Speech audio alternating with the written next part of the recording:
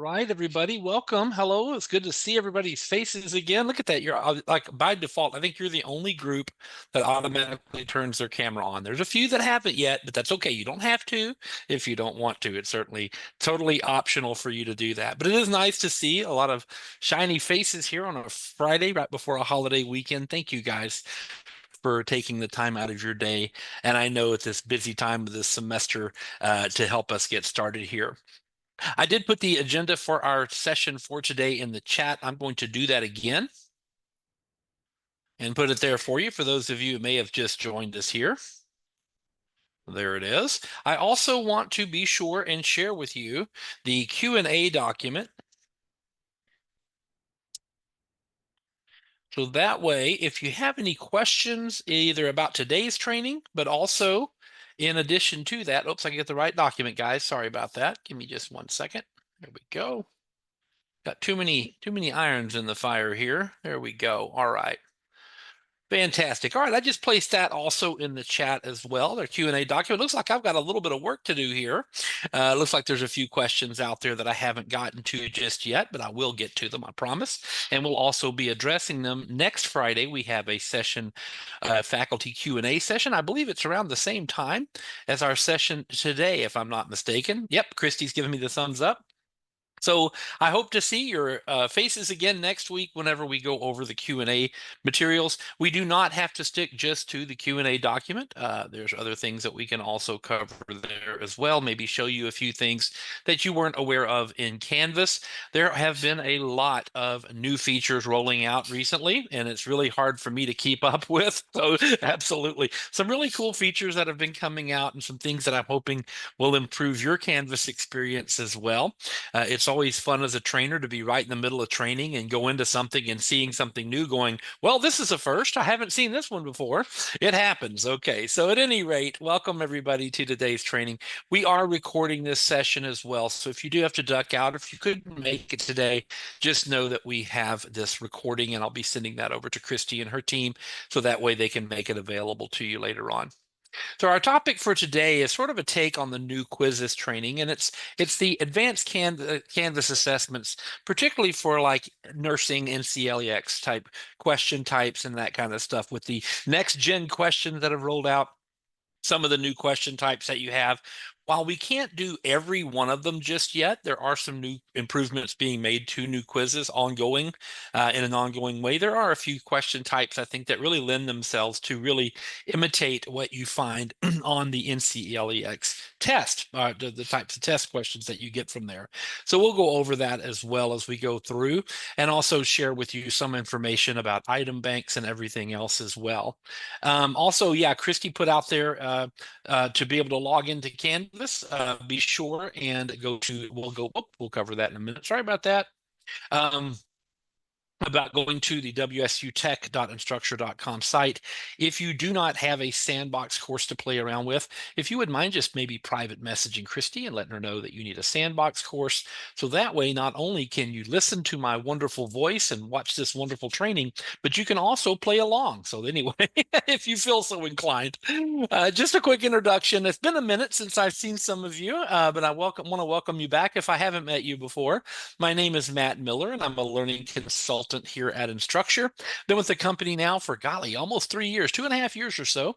I've been with the company. My background is in higher education. I spent the last 30 years here in Texas working at a couple of different community college. My last gig was at Navarro College, which is a public two-year college located just south of Dallas. We had a huge nursing program as well as allied health program there as well.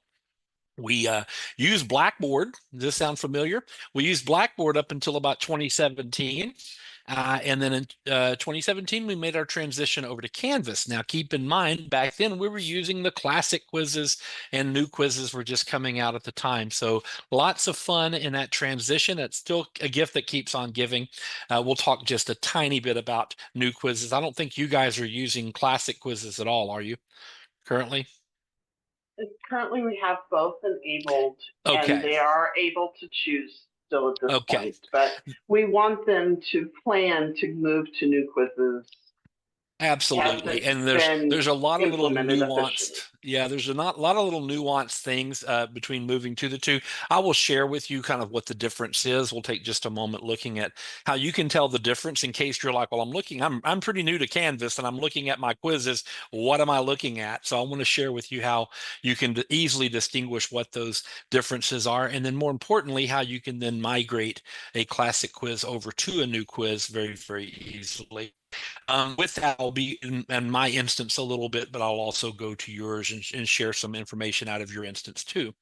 At any rate, it's good to be with everyone. We did, like I mentioned, we moved over to Canvas in 2017, and I've been a really enjoyed using Canvas ever since. They actually pay me to work with great people like you and to play around in Canvas all day. What kind of job? And I get to wear t-shirts. I don't wear a tie anymore, so that's always a nice thing too. With that, with that, we won't belabor that too much. Again, I would invite you to log in to your Canvas instance at wsutech.instructure.com. Please take a moment to do that. You should also be able to get to it through your My WSU Tech portal, I believe at wsutech.edu. Should get you in there using your login single sign-on credentials for that. People do ask me all the time, well, Matt, what do you prefer in terms of a browser? Well, just know Canvas works with just about any browser. So if you're a Safari fan or a Firefox or an Edge or whatever, it will tend to work just fine. However, and they do not pay me to say this, unfortunately, I have found that Google Chrome tends to work better with Canvas. So if you're recommending a browser to your students or anything else, just say use Chrome. It'll be a lot easier on you. And if you like me, I like a few less error problems in my life, and I have found Chrome gives me that. Of course, it's just a preference, of course. You feel comfortable, play along. I have some example questions and things that you can utilize to show you how that will work. Some of my example questions are not going to be anywhere near related to nursing because I'm not a nurse. I have no knowledge of that, but just to kind of show you technique and some of the different types of questions you might have that students will see on the NCLEX tests. The questions that are provided through that test, you'll see those types of questions too. If you need more time, or if you're just following along, that's okay. I'm not keeping track of who's participating and who isn't, but I will have a little poll that I put up occasionally. If you'll just mark that you're done or you're just following along, that's perfectly fine. It just helps me know when to continue. I'm not a big fan of timers, so I usually just say, here, take a minute to go in there and do that, and when you're done, you can just let me know or just mark it off. I do also realize many of you are watching me on one screen. And so being able to do your stuff and watch me at the same time is near impossible. So I want you to take a moment, please, as we do these hands-on type activities. If you want to just minimize me, go into your account and just have fun. You're not going to break anything. So, and if you do, Christy will fix it. That's what she told me at least. So here's her cell phone number, but I'm just kidding. I don't have her cell phone. Oh, way too much fun on a Friday, right? Just a few objectives. I want to share with you, just again, some of the question types you might see on the NCLEX. We're going to talk about building a new quiz. There's a lot of things you can do with the new quiz if you haven't played with it yet, in terms of also some of the settings that you can give your students, particularly, as you prepare students to take their state exam or prepare them for their big exams and things like that. Just some things that you can do. And I think with Canvas, you're familiar with some of the features in Blackboard, and some of the ways that you build quizzes and things like that are very, very similar in terms of function, but there are a few setting differences that I think sort of sets Canvas apart. And hopefully you'll find those to be handy as you're distributing tests and having your students work on different things and practice and so on. We are going to talk about item banks briefly, also look at how you can not only create item banks, but also how you can use item bank questions in your class as well. Okay. And then also talk a little bit about outcomes. Now, currently, Christy, are you guys, I know you have outcomes and PLOs and things like that in your instance. Are you using those and attaching them to test questions at this time? We are strongly encouraging that. Shelby, did you Okay. want to add anything to that?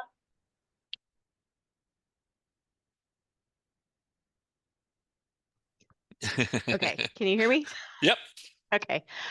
Yes, in fact, all the programs do an assessment plan every year, and if they choose to have that designated assessment to be a test, then we migrate it to new quiz if it isn't already, and then align outcomes, both program level and course level outcomes, to each individual question.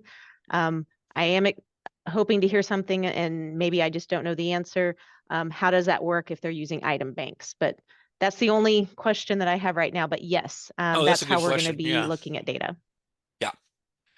So just a quick answer on that. You can apply PLOs and or any of your outcomes to the actual quiz itself. And so if you wanted to do it that way, but once you have them in there, I think you can still add them. That's a good question. There's still a few little ins and outs I'm still working on figuring out myself. So the good news is I don't have to know everything. I can get the answers for you for sure. But with that, we'll also talk about some of the reporting that you have access to as well as a result. So with that, again, just know that there are two quiz types inside of Canvas. We do have the classic quiz view. We also have new quizzes. This has been a little bit of a thorn in a lot of people's sides, including my own for some time, was that when the Canvas rolled out back in, say, 2012, I believe it was, that it had a quiz platform. It was a testing platform that was already there. It had a lot of features and a lot of things that you might expect from any LMS testing platform. Along about 2018, they rolled out something called new quizzes. And again, it's been out since 2018. So you tell me why we still call it new quizzes, and I'll give you $1. So at any rate, we call it new quizzes still, which is another little gripe that I have. But at any rate, the new quizzes, it does have a lot of different question types and some of the things that you will find on the NCLEX test, such as hotspot, ordering, categorization, and stimulus type questions for case studies and things like that. Also, you have a lot of other options with new quizzes that you just didn't have in classic quizzes. So why do we have two? Why don't we just get rid of the other one? Well, when new quizzes came on the scene, it was with the intention of replacing the classic quizzes. But whoever rolled it out apparently didn't go in and play around with it enough, because it was riddled with errors.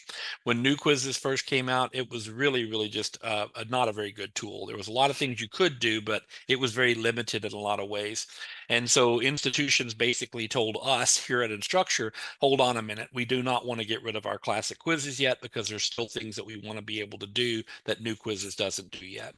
So flash forward to now, okay? And as I was leaving Navarro here a couple of years ago, it was always talking like new quizzes is going to take place of classic quizzes, and it was kind of drilled in our head. So I was already getting my faculty prepared for that next inevitable change, as if, we all love change, right?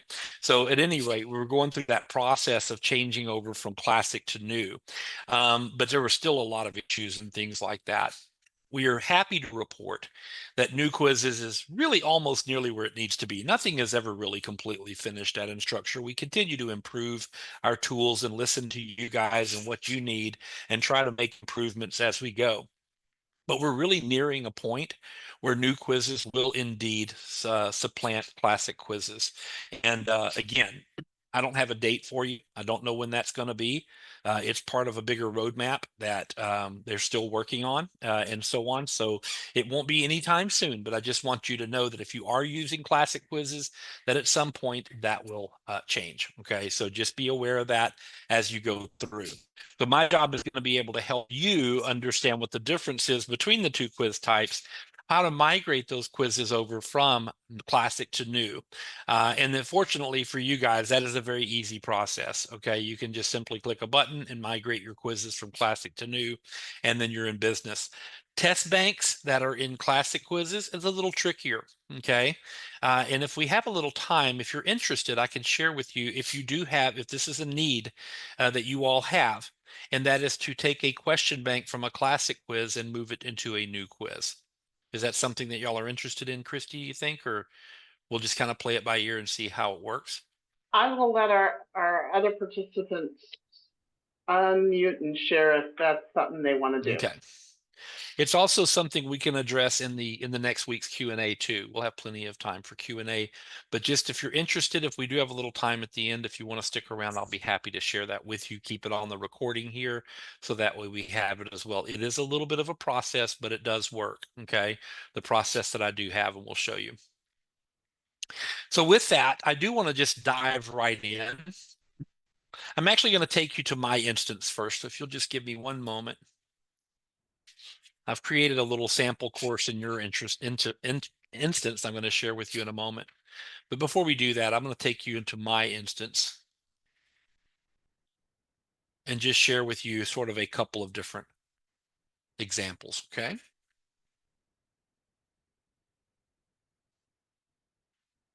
Okay.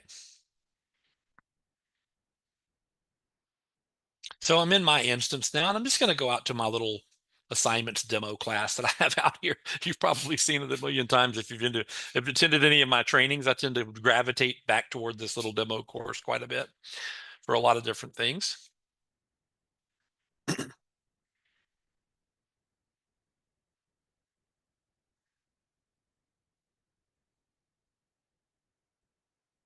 And with that, I'm going to go to my quizzes menu. Okay, so I'm going to go down here to quizzes and click on it. And right off the bat, I can see all the quizzes in my course here. All right. Now, you're going to see a distinction between the two different quizzes here, right? If you just look over at this little rocket ship, right? So in your quizzes, in your classes, if you look at your quizzes and you see an outline of a rocket ship, the little rocket ship is just a symbol we use for tests or quizzes. And if you see an outline, that's going to tell you automatically that that is a classic quiz. It's the OG, the original quiz platform. Okay. So this quiz is a classic quiz.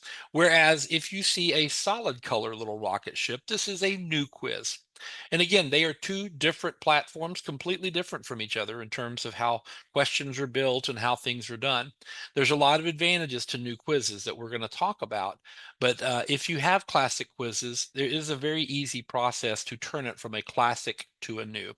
And that just requires you to go over to that quiz and go over to the right-hand side and click these three little dots here and simply choose the word migrate. When you migrate, it will change that classic quiz into a new quiz. Now, I should point out to you that this really works well if you're not using a question bank for your quiz. All right. There's a whole different process for that. You would need to convert your classic quiz question bank to a new quiz item bank.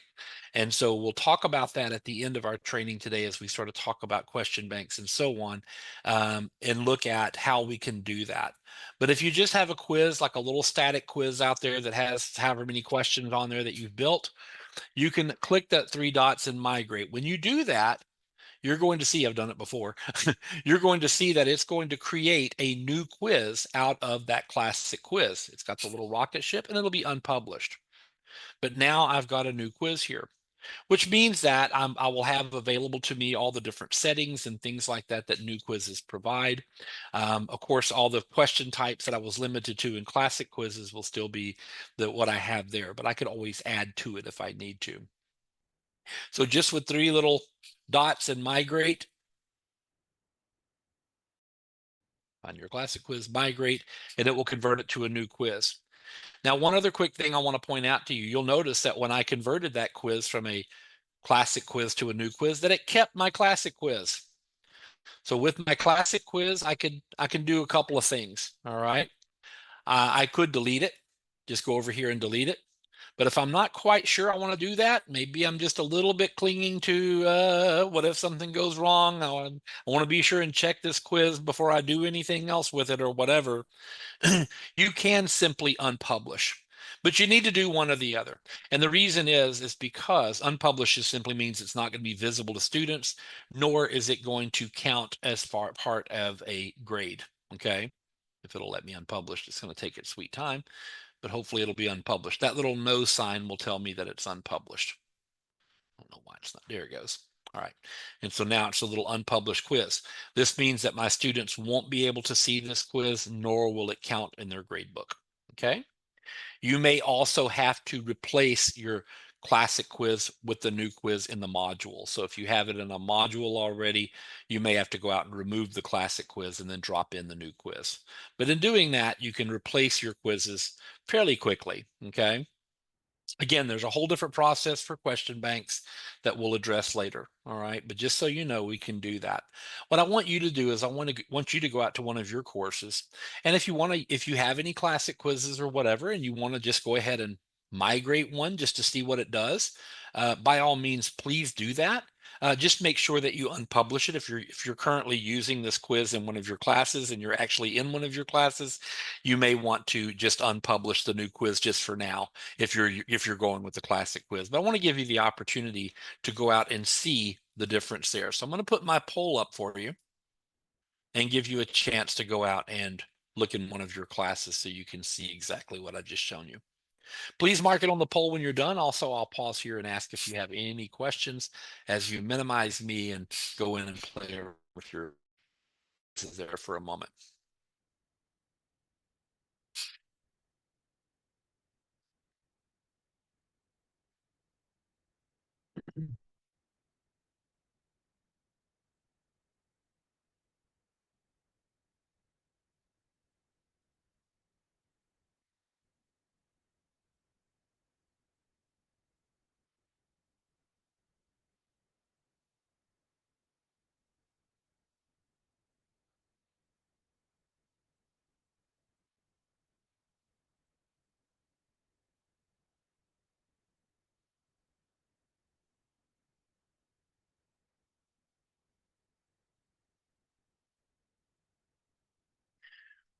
I should also point out too, just be patient. It may take a moment for it to migrate. I didn't have a very big quiz there, so it didn't take but just a moment. But if you do have a really big quiz, it might take a little longer. So again, just be patient with it.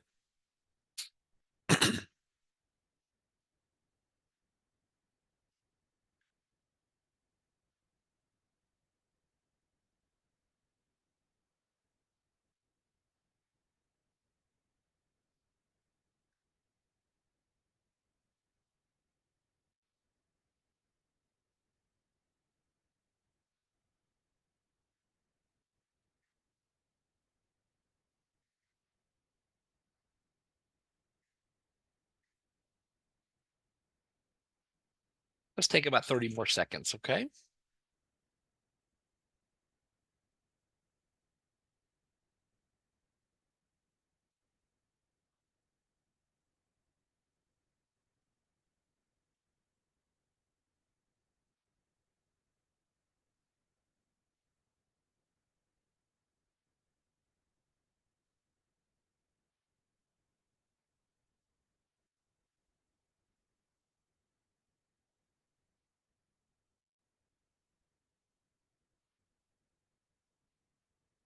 All right.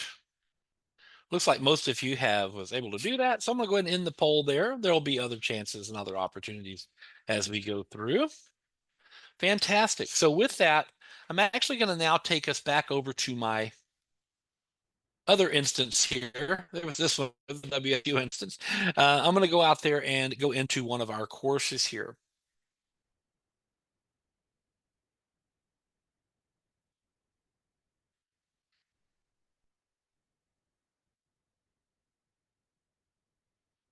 I think I am. Going to take a moment.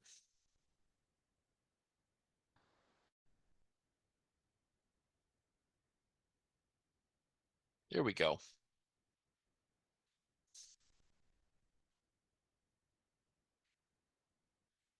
And just like before, I'm going to take us down here to our quizzes menu.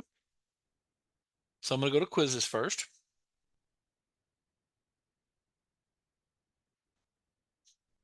And you'll see that I've just added a little test question here for scenarios or whatever. As you can see, this is a new quiz. Why? Because it has a little solid colored rocket ship there. But when you're ready to add a new quiz, you can simply come up here and click plus quiz, just like that. All right. And whenever you add a quiz, you're going to be given a choice between new quizzes and classic quizzes. So we're going to be talking about new quizzes today. So we're going to click on new quizzes. If you want to remember that choice for the future, you can always click this little checkbox here, and that will just sort of seal in the new quizzes from now on. But if you want to keep that choice available, you don't have to select it, of course. You'll notice that this looks a lot like an assignment. And it's meant to be that way. It's meant to kind of mimic what an assignment looks like in Canvas. And so here I would simply come in and add my quiz name. So this might be my, or whatever I want to call it.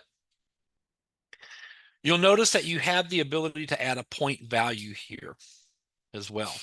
So you can drop in a point value.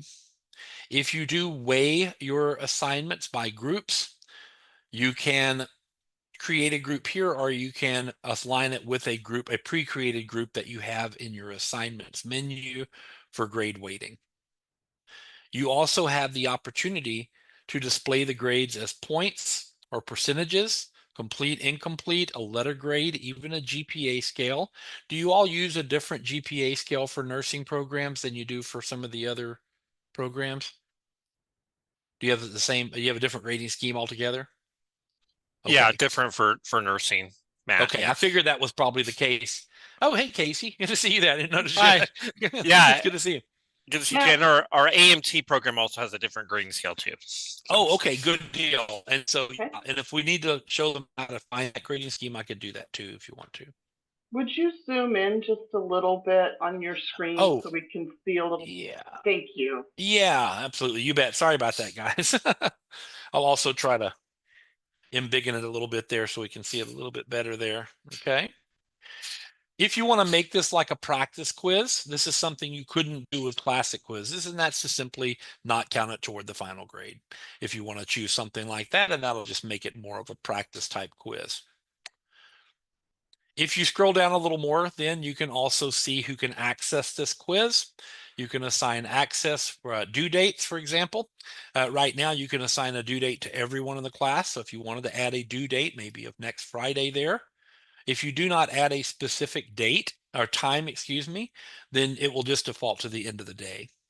Also notice that you can choose to create a time window of when this quiz will be available to your students, okay? So that available time window would be whatever date you want them to start working on the quiz and whatever date that it goes away from their view. It really is up to you whether or not you have this or not. Typically, what I would always do is I would give my students the ability to complete the quiz after the due date, but they couldn't see it up until a certain date. And if it's something that in my gradebook policies I wanted to have, maybe a deduction for lateness or whatever, then I can address that if they do turn it in late. If a student does turn in a quiz after the due date, if they're given that ability to do that, it will show up as late in your grade book. So it'll be marked as late, and you can take whatever necessary action you want to take there. But at least you give them the opportunity to submit it, because I know my students, they would wait until 11:50 to start on their quiz on the day that it's due. And so they would get in there and they would, oh, I've been working on it. It was at midnight. I was doing it or whatever. And something always happens. I was like, look, I'm just going to go ahead and let you submit it. But if it shows up as late, there will be consequences. Okay. And just make sure you outline what those consequences are. 30 thrashings with a wet noodle or whatever it is that you want to give them there. Remember also in Canvas that in addition to assigning a due date for the entire class, you can make exceptions for individual students. So here, or sections that are in your class. So by choosing assign to, you can choose a student out of your class. I don't have anyone in this class, but if I did, I could choose their name here, and then I could give that student or students a separate due date than the rest of the class. It would say everyone else is due on that date. I want to just make sure I point out and keep in mind that giving them extra days to complete the test is not an accommodation. It's just an exception that you're making if they need to have an extra day. Maybe they had a family emergency and couldn't take the quiz on that day. So out of the goodness of your heart, you've given them an extra day or so to complete it. All right. We will talk about how to accommodate students that need extra time, for example, or extra attempts on a test as we go in there. But you do have those options. Once you have set those little tiny settings, there's not much to do there. You simply would click on the build button. So build is where we're going to go to build things. So we're going to click on build now. I want to give you an opportunity to get where I am. So go out to your quizzes and go ahead and add a new quiz, give it a name. If you want to give it a point value and a due date or something, you certainly can. I'm going to reset our poll and give you just a few moments to catch up to where we are. And also any questions that might come to mind right now is good.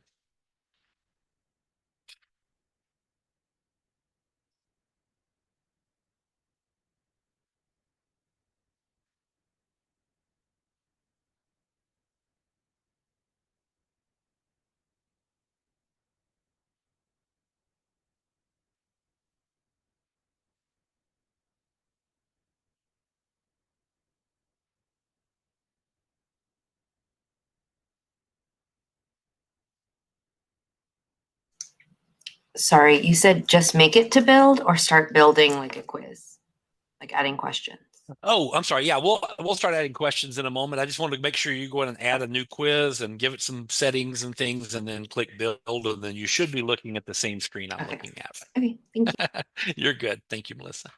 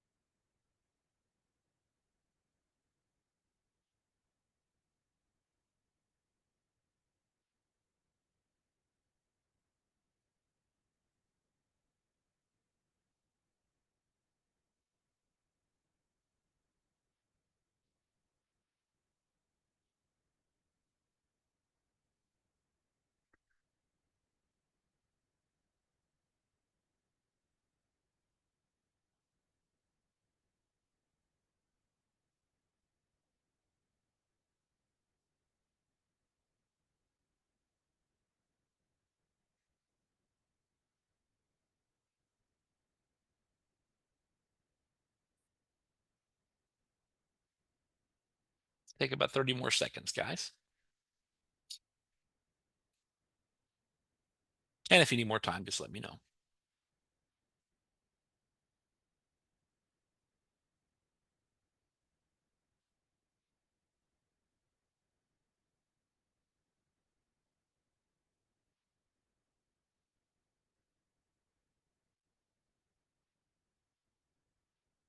All righty. I'm going to go ahead and end our poll. Looks like the majority of you have met the task there.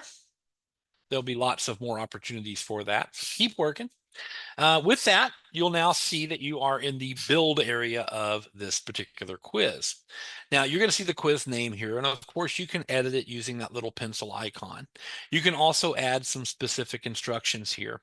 Just as a funny aside, it wasn't until recently, and I mean recently, that in Canvas's new quizzes that the rich content editor was not available. Up until just recently. So that means that you do have a lot of other options as far as adding images and adding video and adding other types of things as question types, but also as part of the instructions. You can also add information there as well. And so that was a big sticking point for a lot of us Canvas users, because that rich content editor is sort of the backbone. I really think it's why we call it Canvas. It has this nice, all these sets of tools and features and things that you can drop in, links, images, video, documents, all that other good stuff that you might want to include as part of your quizzes. So you can add your instructions here.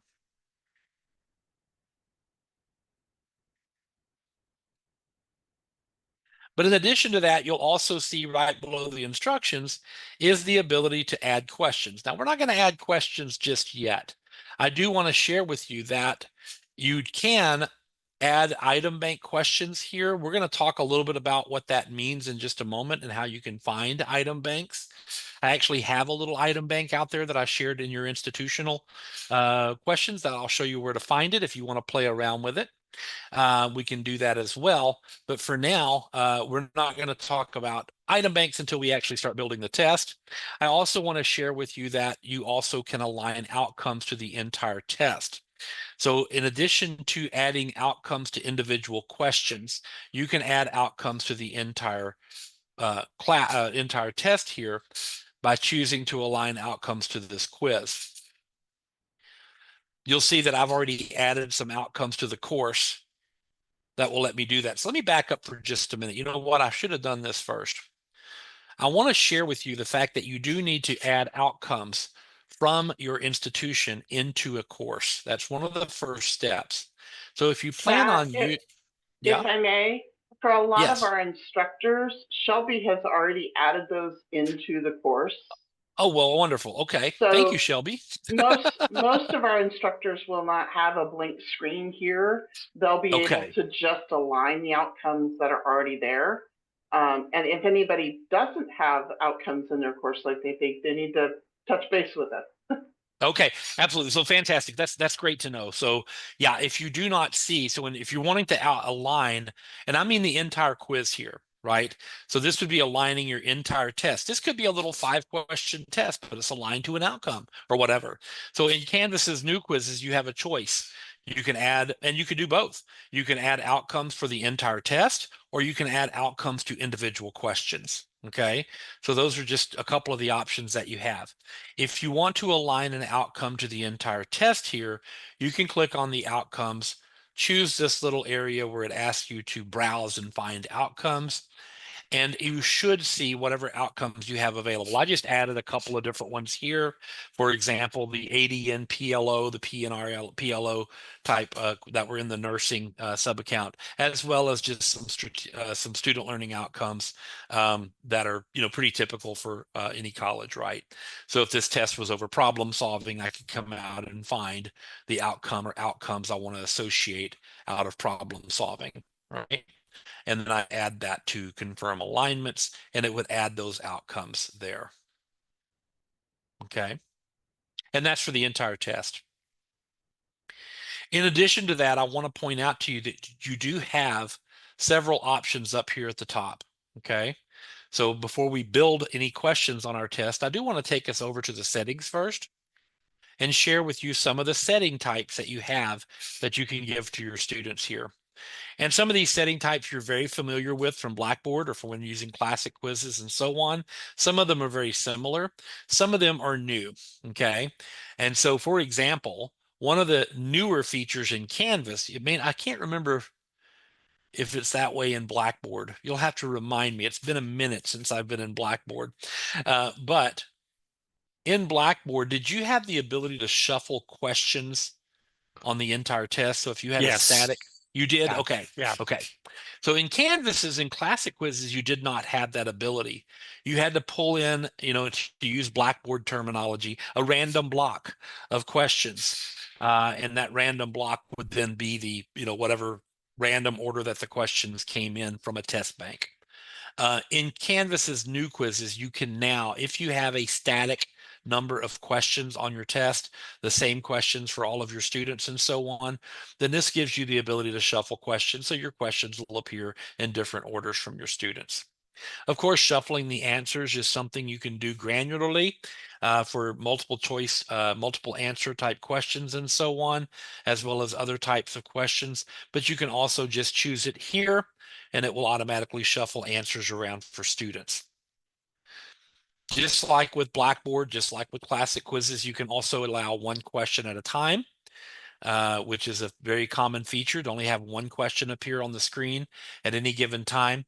Whether or not you want to allow students backtracking is up to you. Currently, it's set to allow students to backtrack by default. So when they leave question 1 to go to question 2, then they can go back to question 1 if they want to. But if you want to take that ability away from them, you can. So they better be pretty sure of that question or that answer they gave before they move on to the next question, because they will not be able to come back.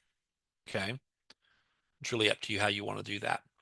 The require student access code. This is also a feature that's very familiar. It's basically adding a password to the test. Now, I believe in some of your instances, are y'all using Respondus Lockdown Browser as well? Okay, that's right. If I remember correctly. Yes. Yeah. And are you using Monitor? Yes, yes, we have that function available if people Okay. want to use that too. Yeah.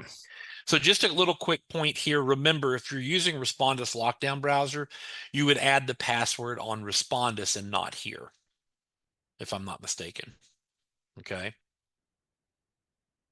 Or else it won't let them in. Okay. Also a time limit. This is also a very common feature. A lot of professors will choose the amount of questions they're going to have on their test and give the student a similar amount of time. So that way it prohibits students from having too much time to go and look on their phones or find other ways to try to find the answer, phone a friend, do whatever they're going to do by having it to where it's limited to usually about how many questions it is. Some of your tests I know from my experience with working with nursing programs is that they are kind of standardized and set in different ways as well. So you might adhere to whatever those rules are. Filtering an IP address. This is actually something our nursing program did use. I don't know if they still do or not, but they wanted their students to be able to take certain exams, not every exam, but certain exams they wanted to take them at very specific locations on campus. So in our nursing building, they were able to get with IT and find the network IP address range for those computers. And that meant that Uncle Joe from Duluth couldn't jump in and take the test for their, their niece or nephew or whatever. But they could, they were able to take them on just those computers. And so it was a very, as you know, very, very lockdown type program there where they could only take it on a certain range of computers. It does take a little more, a little more thought to put in there as well. Allowing a calculator, you will notice that as you build questions in Canvas's new quizzes that you can assign a calculator to individual questions, but you can also provide sort of a global calculator, basic or scientific, that'll appear at the top center of the quiz as the student takes it, okay? I'll go ahead and allow a basic calculator, why not? Allow clearing of selection. This is a fairly new feature, and basically this is a very simple thing. It only applies really to multiple choice questions. And let's just say I'm a student, I'm taking a test, I have a multiple choice question there. I went ahead and selected something, but I'm not really sure if that's the answer I want to stick with. And so I could click on another answer or whatever, but if I just want to kind of clear the selection so I can just sort of have a fresh look at it, or if I'm allowed to go backwards and forwards and find that question again, by clearing it, it'll leave it blank. And then before I submit it, it will let me know if there is a question out there that maybe I wanted to go back and check up on in case I forgot. So allowing that clearing of selection just basically removes whatever answer the student put in there for that particular question and allows them to choose another one, maybe looking at it through fresh eyes. This is very, very new. In fact, this is one of those situations. I was in training last week in Shreveport, Louisiana, and I was showing people new quizzes, and all of a sudden this showed up. What is this thing? Well, this is show custom feedback with results. So when the student finishes a quiz, to show them some basic feedback. This is just some feedback that you can give at the end of the quiz. Maybe it's directions to do something else. It could be some additional instructions. It could be a summary of the quiz itself or whatever you want to have here. It just gives you a nice big empty text box where you could put resources and things like that that can appear at the end of the quiz. So it's just a little feature that's, again, sort of subtle, but it's there and very new that we didn't have before. Now, allowing multiple attempts, this is nothing new either. You've always had the ability to allow students multiple attempts. You'll notice that you can choose unlimited here, or you can choose a limited number of attempts. And by choosing limited, I can choose a finite number of tests or chances that I'm going to give my students to complete this quiz. Now, I don't know how many attempts you allow your students to have, but if you do allow multiple attempts, this does give the student the ability to improve upon their score by taking multiple attempts. Keep in mind that you do have some options when it comes to which score out of these multiple attempts you wish to keep. Now, I know that in the Blackboard and true with classic quizzes, there were only like 3 options. In Canvas new quizzes, you actually have 4, okay? And there is a newer option down here it's not very new. It's been around for a little while, but it's still a newer feature that we want to point out to you. Obviously, if I give my students 3 attempts, if I want to keep the highest of the 3 attempts, then I can choose highest. I can choose average if I want to allow my students multiple attempts. It will just take an average of each of their attempts and that's their grade. You also have the latest. The latest, basically, they took it twice. They're happy with their score. and everything's hunky-dory. So whatever the last attempt that they wanted to use as their final score is what the one that's going to use. They took it the first time, they're okay with that, they move on. That will be the account that's calculated. You also have this first attempt. Now, this is a little bit interesting because this is the newer one, by the way, the newer feature.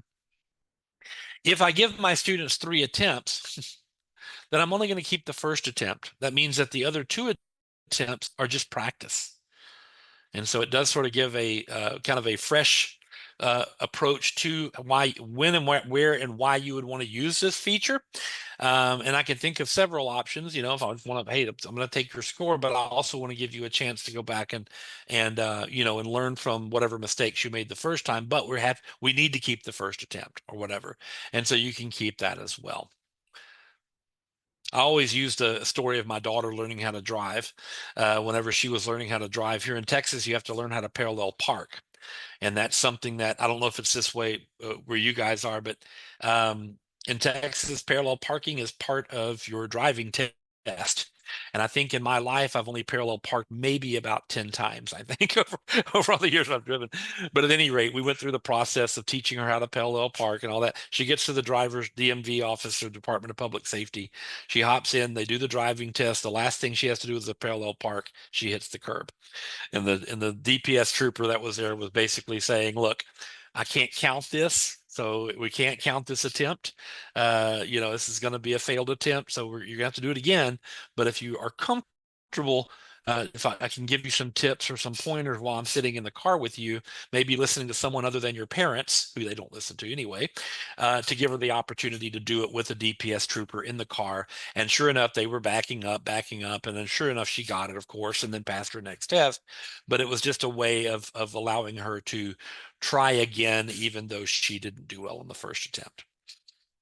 One thing I also want to point out to you as well, and this is something you probably didn't have in Blackboard, at least I don't think you did, unless a new feature came out.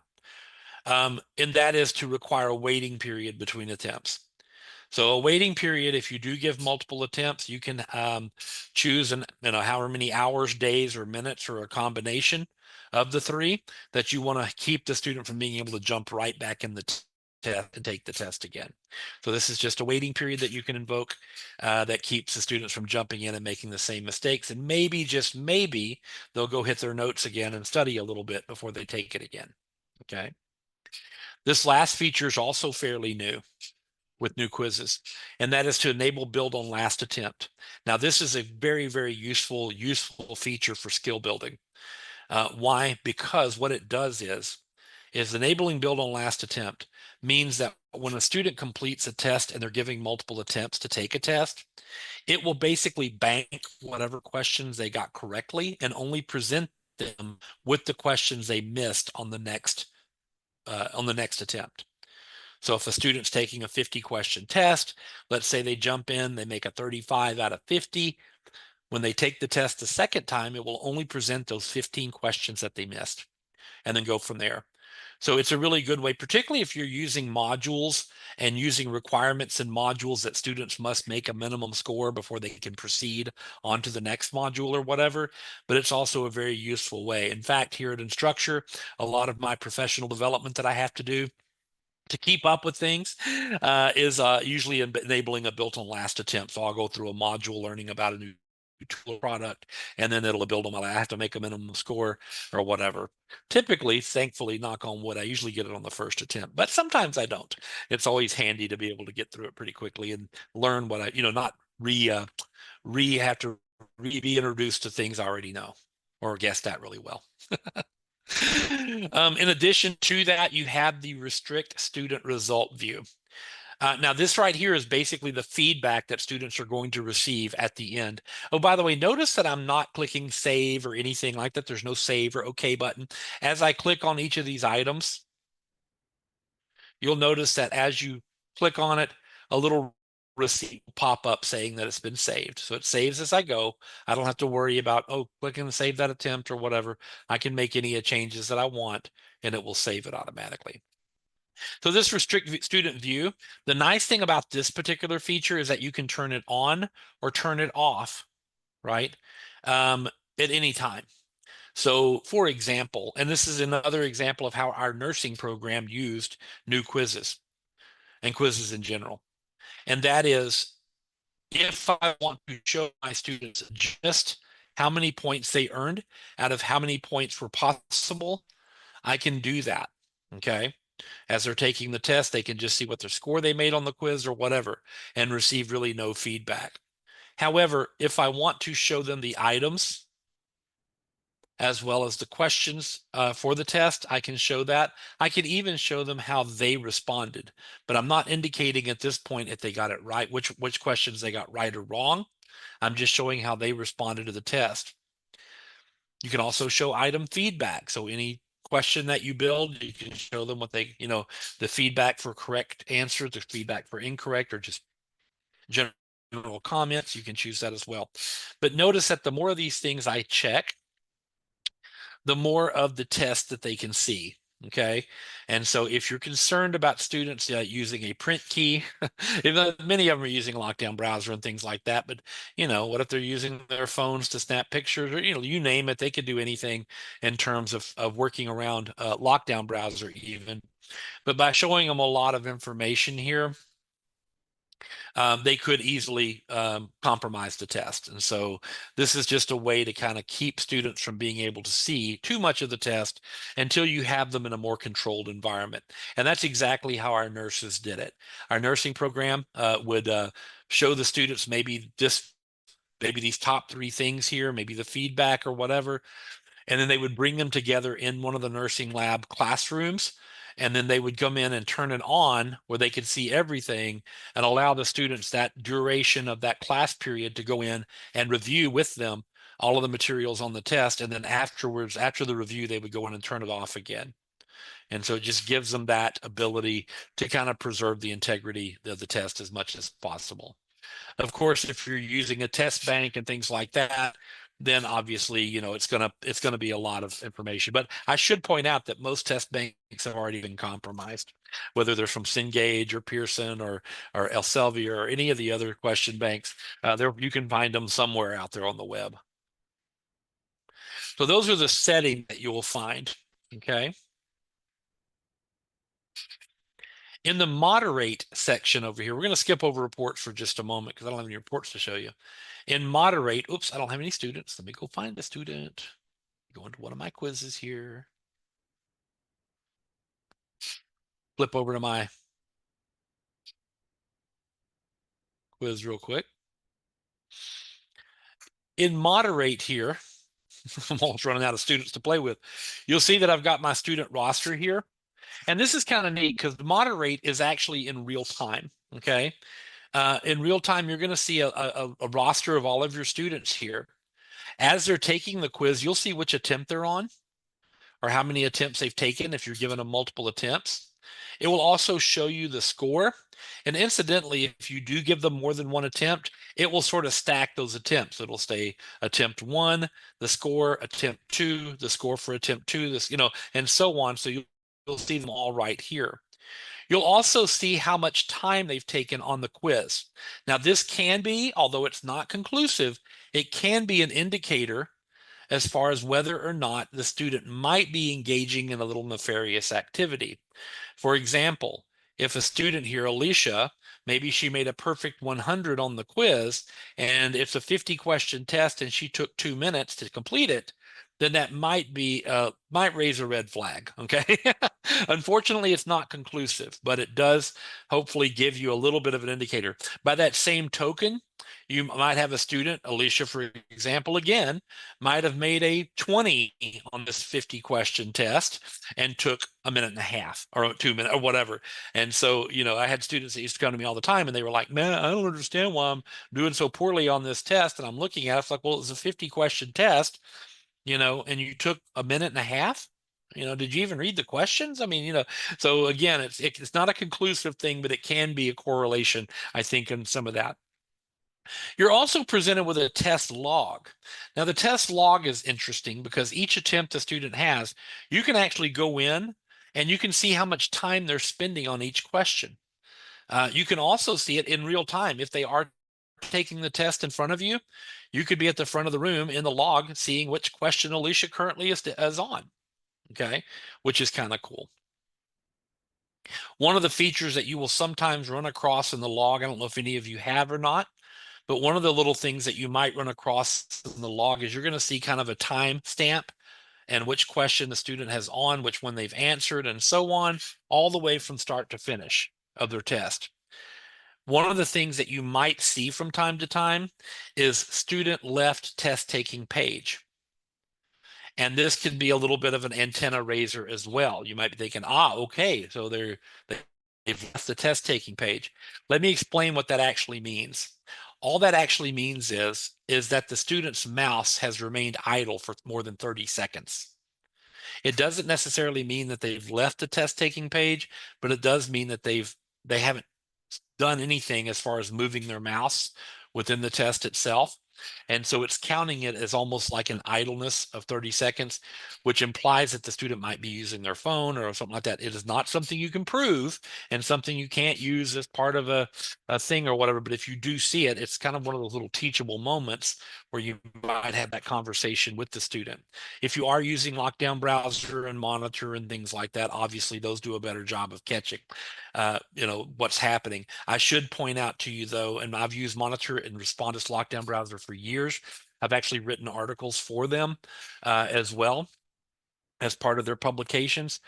And one of the things that I always try to point out with is all test security is, and all of these proctoring tools and all these kinds of things, these are just layers. Security just comes in layers, okay?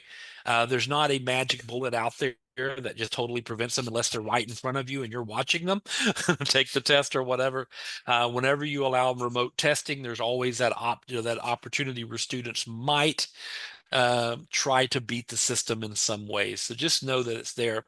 One of the things that I tried to impart with my faculty, and this is just some food for thought maybe, and it's probably something you do anyway, but with Respondus Lockdown Browser particularly, and particularly with Monitor, is don't wait to use it for just your major exams. Give them some practice exams first. And the reason why I would do that, in my mind, would be to have that ability to reach them and say, okay, if you do this on one of the major tests, this could be a problem.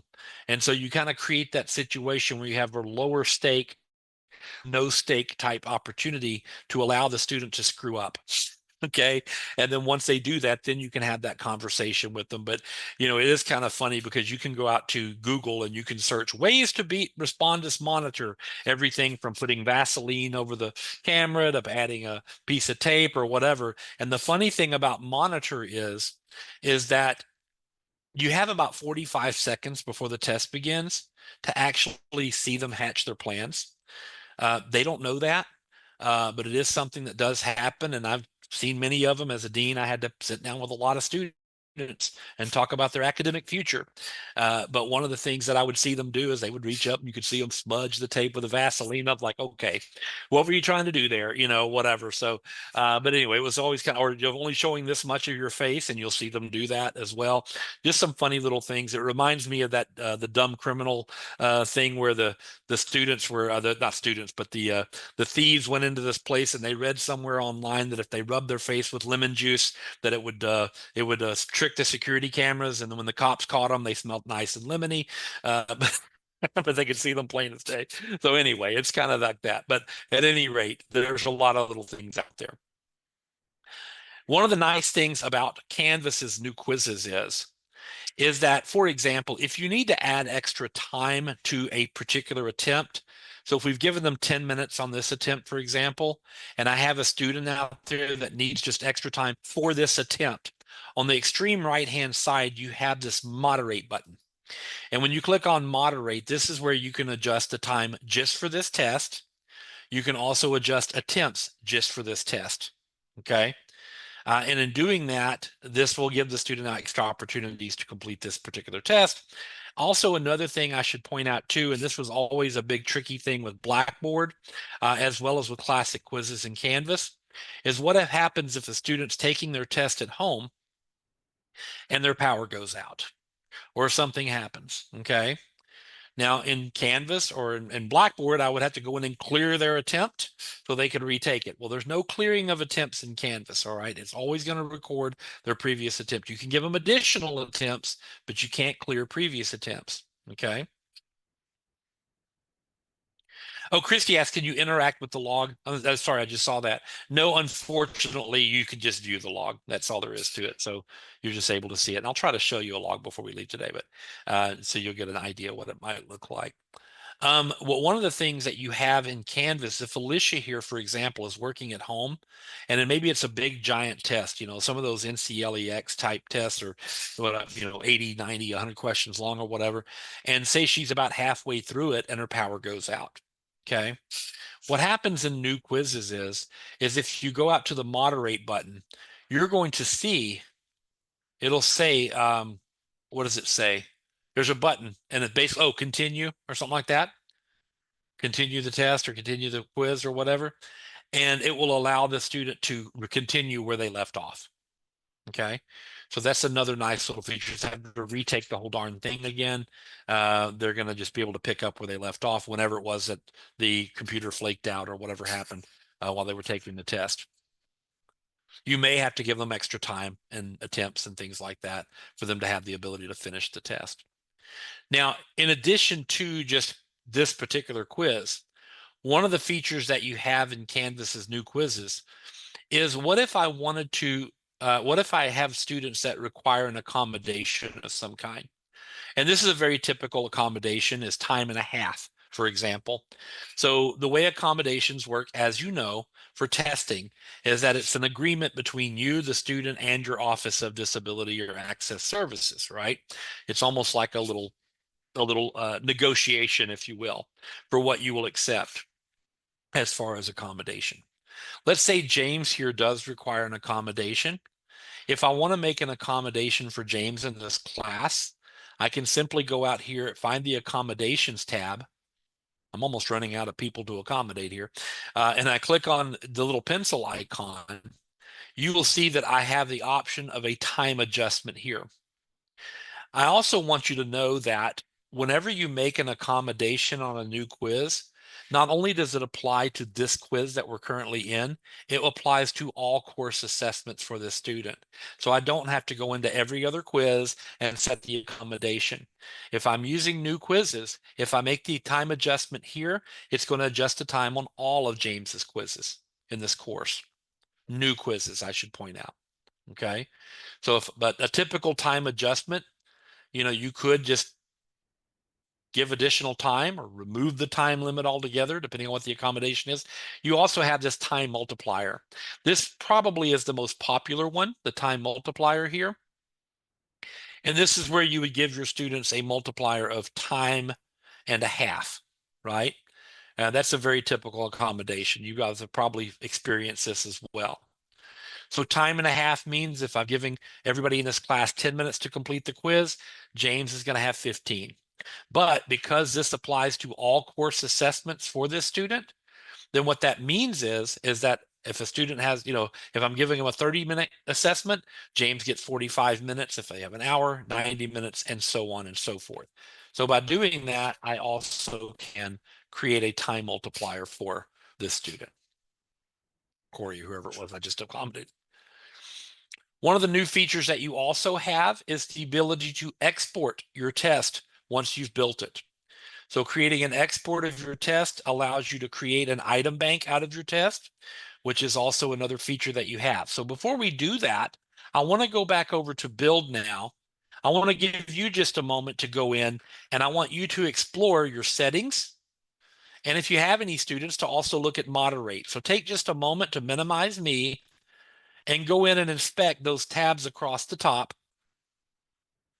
where you can see the settings and also moderation. And then just check it when you're done. Once you are done, just go back to build. And we're going to go back here and start building stuff. I'm going to go back to my quiz here.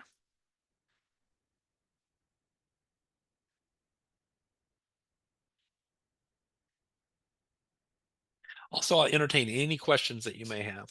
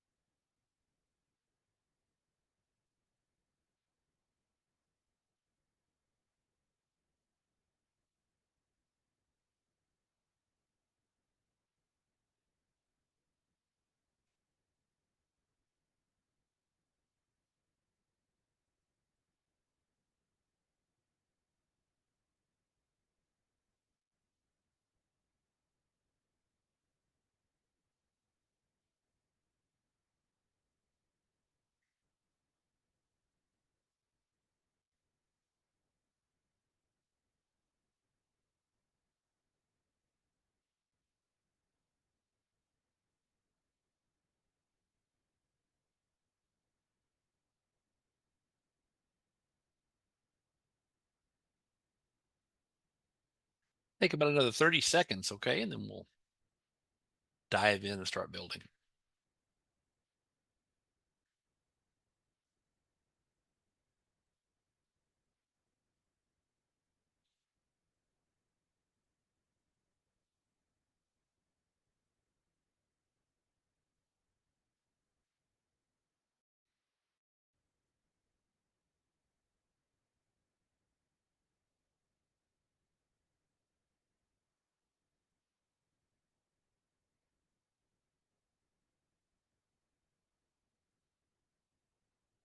All right. Looks like most of you have completed the task. So we will move right along here. Now back on the build area, this is where we can start adding questions. Now I do want to share with you some sample questions here that you might find on the NCLEX exam. I'm going to put this in the chat. It's also on the agenda. So if you have links to it, if you want to play around with it later on, you can. I want to preface everything I'm about to say by saying I am not a nurse. I have a lot of respect for nurses, but I have no knowledge of medical stuff. And so just be aware of that as we go through. It will probably become painfully obvious as far as pronunciations and things like that. So there is, I just put it in the chat, there's some sample questions there as well.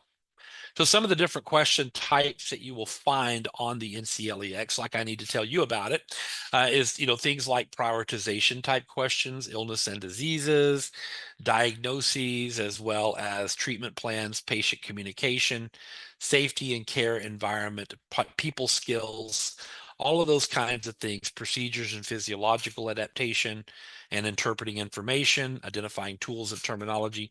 These are different question types that you do have there, or at least a question, the types of, I guess, the categories of questions that you'll have.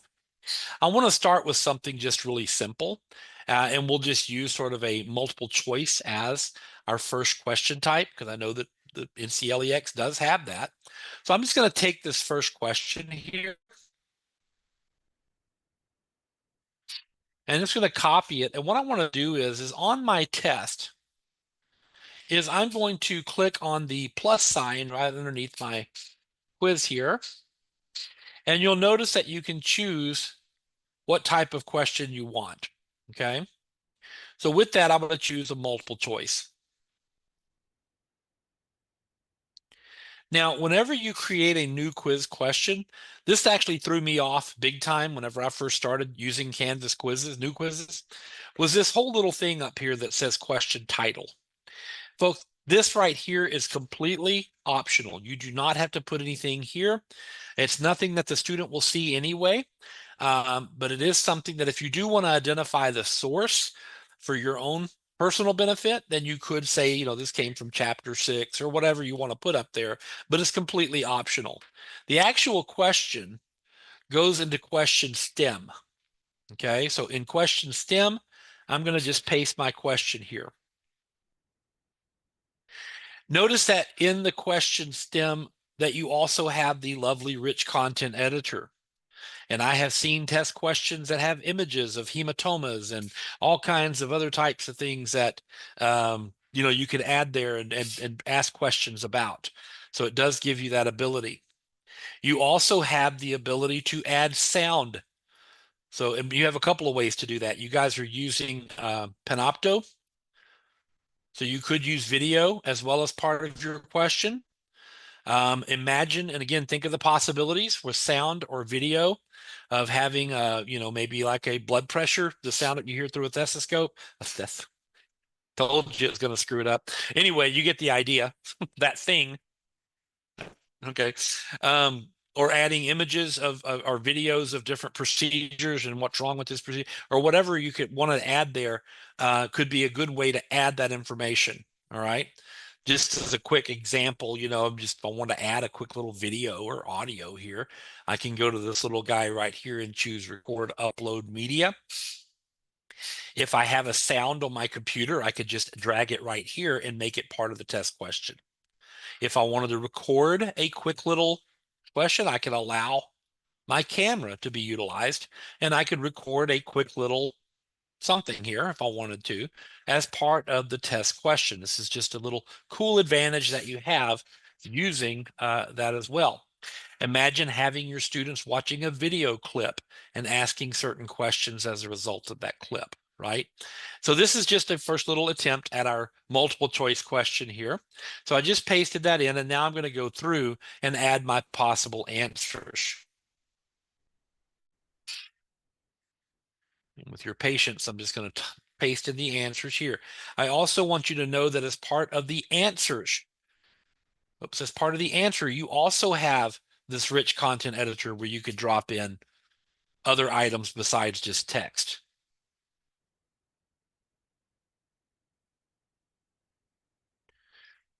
And this will be the most tedious one I do, I promise. Well, I won't promise that.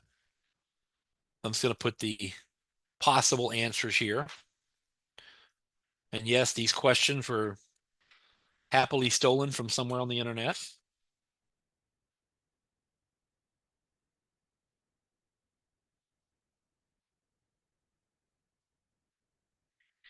And this particular question might help a student learn how to prioritize different conditions.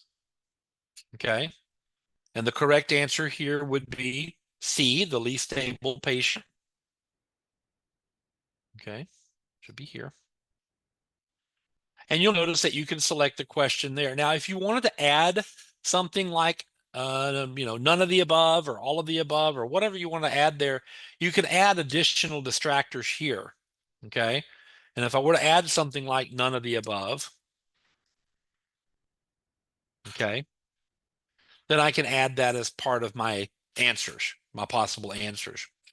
Also notice that you have the ability to add comments for each, the way a student might answer each of these. Okay, a little bit of work you got to put in to put those in there, but that's one of the things you have. You'll also notice at the very bottom down here that you have these speech balloons, and this is where you could add possible answers if they get it correct. Your possible responses there. If they get it incorrect, what type of feedback they receive there. But I also want you to be aware that there's also just general feedback. So regardless of how the student answers, you can give them some kind of feedback. Okay. And again, you might even put the least stable patient or whatever is C or whatever you want to put there. You can also choose a point value here. And then notice that you have several options. If this was a math type or one that required some sort of calculation, you could add a calculator here in addition to the one that you have at the top of the screen. You can also vary the points by answer. So if you wanted to prioritize and give them an answer choice, however they answered, it might give them some credit, but not full credit or whatever. You can do that as well. And then finally, you can also shuffle the choices. Now, I know what you're thinking. We've already shuffled the choices on the test settings. Yes, we did, but we also didn't take into account that we have a question like this that has none of the above, for example. Okay. We obviously don't want that shuffled. So by choosing shuffle answers here, you'll notice, you see what happened? A little padlock appeared here. You see?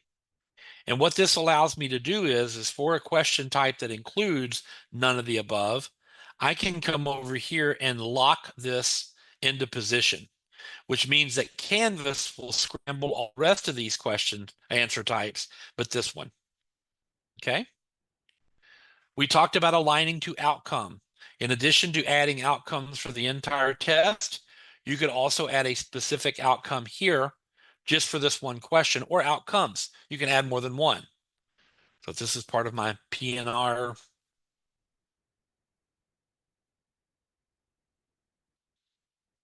maybe it's PNR, maybe it's SLO2 or PLO2 or something. I'm just guessing, by the way. But if I wanted to add that here, you'll notice that it will align this question specifically with that particular type. Okay. And there we have it. There's my first question type. Oh, by the way, if you wanted to add this question to a bank, you can also add it to a bank. But I'm going to show you something better, I think. For questions that you create, if you want to just create all of your questions first, you're going to find a way you can add this to the entire questions or all of your questions directly to a bank. So you don't have to do them individually. Okay. I don't know why that went back to 1 point. 2 points. Okay. Another question type, and this is something I wanted to share with you as well, is that you would also have, and by the way, multiple answer works very similarly. You just check the answers that are correct, okay? And then if you wanted to lock them into position, you could. But one of the other question types that you're going to find on the NCLEX is the idea of the hotspot. The hotspot, again, this is some of the newer question types, and this is not going to be real. I guess it could relate to nursing, example I'm going to use. But the hotspot question is where you can add an image and have the students identify something on that image. Okay, so it's sort of a find or locate, identify a part or something like that. So here, for example, if I choose to ask my question here, remember this is completely optional, the question title. But if I were to say, you know, find, spell it correctly, the sternum. And for those of you who've been in my Canvas new quizzes lessons before, this is not familiar. This is something not unfamiliar to you. So I'm going to ask them to find a particular bone of the body. All right. And then notice here that I can upload an image right here. Now, of course, you need to have the image somewhere on your computer. You can download it from Google or whatever and save it to your computer. But I have the skeletal system. Just an image of the human skeleton here. And I'm going to add that image to this question type. Okay. So by adding that image, now it's going to invite me to draw the hotspot shape, which means I've got to find the sternum and then draw the shape around it. Now I could use a square or a circle, but it may not be as finesse as using the polygon tool. I will say the polygon tool takes a little bit of getting used to utilize, but once you've mastered it, it's wonderful. Okay, you'll be able to use it very easily. So as you know, the sternum is this little bone right here in the middle of the chest. And so by using this little polygon tool, it's going to turn my mouse into a little crosshair. And I'm going to be able to find a starting point of the sternum here. And by clicking and dragging my mouse, every time I click, it's going to create a new point. And again, it takes a little bit of practice, but once you get the hang of it, you'll find it's very easy. So I'm going to click and drag, click and drag, click and drag, click and drag, click and drag. And by holding my mouth just right, there we go, close enough. I can then draw that hotspot shape. What that means is that when a student sees this, they're going to have to click in that blue area. Now, they're not going to see the blue area, but they're going to have to click in that blue area in order to get the answer correctly. Okay? It's almost like they're going to drop a pin. A question you might have is, Matt, can you do more than one hotspot per question? The answer is no, unfortunately. You only have one hotspot per question. How can it be used? I've seen it used in our nursing program to identify doses on a syringe, where they had a syringe and they put the dose or the highlighted the area where the dosage should be, and then the student had to point where however many cc's of whatever medicine was there. I've seen it used in other areas where they had to identify, again, body parts or parts of the heart or something like that for whatever, for A&P and so on. So by doing that, again, I can add my point value down here. I can align outcomes to this again. I can also add my comments. And just like that, I can click done and I've got myself a little hotspot question. Isn't that cool? One of the questions that I've noticed on the NCLEX, and I've been doing my homework a little bit, guys. I think I could pass it. No, there's no way in hell I could pass it. But at any rate, there's no way I could pass the NCLEX or whatever the test is for that. But I did a little research, and one of the question types that I noticed is that they called it drop-down cloze, C-L-O-Z-E. I had never been familiar with that term before. The way you would replicate that in Canvas is to create a fill-in-the-blank question. So a fill-in-the-blank question gives you all kinds of opportunities, right? And it may be, and correct me if I'm wrong, the NCLEX may actually have some fill in the blank questions as well. But you can use the drop down close to not only provide an opportunity for students to open entry, type in their text, but you can also use it to create a drop down close question. So let's go out here and create a fill in the blank question together. And I'm going to give you an opportunity to do this here in just a moment. So the way fill in the blank questions works, and you can add as many fill in the blank questions on a particular question as you want. You can add as many fill in the blanks as you want. But it is important that you know where a special key is on your keyboard. It's called the back tick button. How many of you know where your back tick button is on your keyboard? It looks like a backward apostrophe. Look at your keyboard and let me know if you find the back tick button.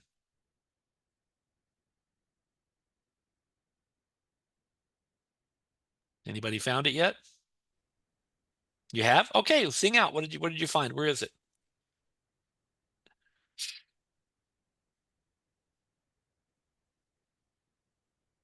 Is it above the tab key? Right there, right below the escape key, Yep. above the tab key. Jules, That's it. Jules, you're right. That right there. Perfect. Good deal. Okay, you guys get the gold stars.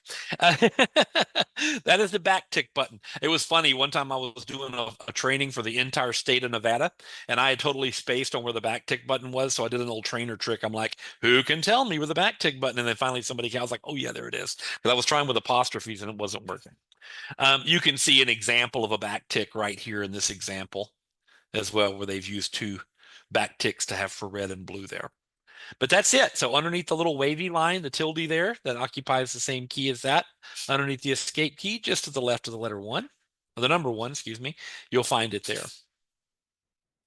So here is where I would start typing in my statement or statements. And here, I'm just trying to come up with something, just a statement. And I'm just going to use an English literature example, but you can use whatever you want. Just keep in mind that you can use this. You can use this for whatever. But here I'm going to say, Chaucer is often considered, the father of British lit.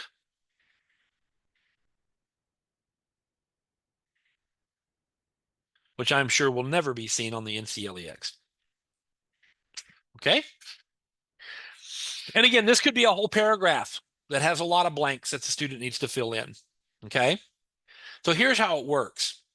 All I need to do is anywhere in this statement or in this whole, maybe a whole paragraph, anywhere I want a fill in the blank question to be, I'm going to surround that word or that phrase with back ticks.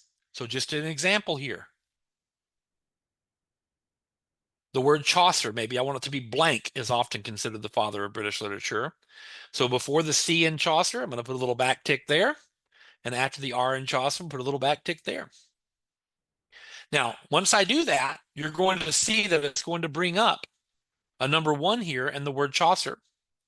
It's also going to bring up the answer type, which is by default open entry, which means it's a blank. The student would have to type in Chaucer or whatever. Okay. You do have the ability, if you do want an open entry for students to be able to type in their answer, is that you do have some options in terms of the type of answers you will accept. So for example, if it just contains the word Chaucer, they added Geoffrey Chaucer or Geoffrey T. Chaucer or Geoffrey Q. Chaucer Jr. or whatever they added, as long as it contains Chaucer with a capital C, they'll get it correctly. Okay. But notice that you have a drop down here that you can choose all kinds of others here. Close enough uses what's called the Levenstein distance. It's just an algorithm that gauges the closeness of their spelling to the right word. It also will allow you to ignore the spelling, the case, whether it's capitalized or lowercase or whatever. Exact match is exactly as it's defined. It's got to be Chaucer with a capital C, spelt correctly, or else. Okay. You can also specify correct answers, which means that you can type in any variation of any answer that you will accept. So by choosing that, you can start typing in all of your variations of that answer there. You also have regular expression matches. And again, this just uses some an algorithm also that that looks at the words that are chosen, the word choice and things like that, and the order of the words that will count it right or wrong. I don't want you to think too hard on this. I mean, you know, you choose something that you think is fair and stick with it. There might be the odd situation where I did say Chaucer, but it was a lowercase c, and so you want to give your student credit for that or whatever. You can do that too. But I wanted to show you this because if I wanted to add more than one blank here in this one statement, for example, blank is often considered the father of blank literature. Again, just by surrounding that word or phrase with backticks, just like that, it's going to create another space for my students. And one of the things I want to share with you also is in addition to open entry, you can do the drop down close type question here. So this drop down close, if I choose it here, you'll notice that I'm able to start typing in additional answers, whether it's French or German or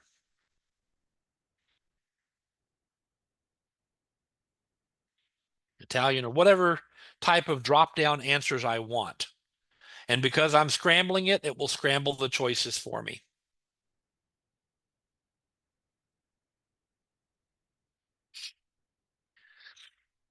Again, you can add the outcomes here to this question. You can add your point value if you want and click done. And now just by adding backticks wherever you want a blank to appear is all you have to do. But notice that you can mix and match. Maybe I want Chaucer to be something the student types in, but I want British to be something they choose from a drop-down close type question. So you can mix and match it. Oh, by the way, incidentally, the third choice is a word bank.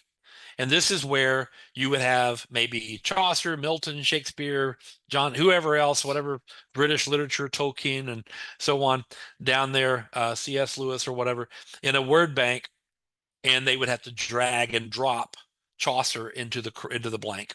So that's what a word bank does.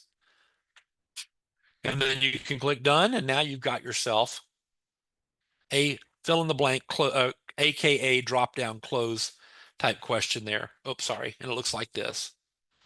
You can see they have to type in Chaucer, but they have a drop down here. Now, it will not say British there. It'll just be blank. They would have to click on it and get to British. Okay.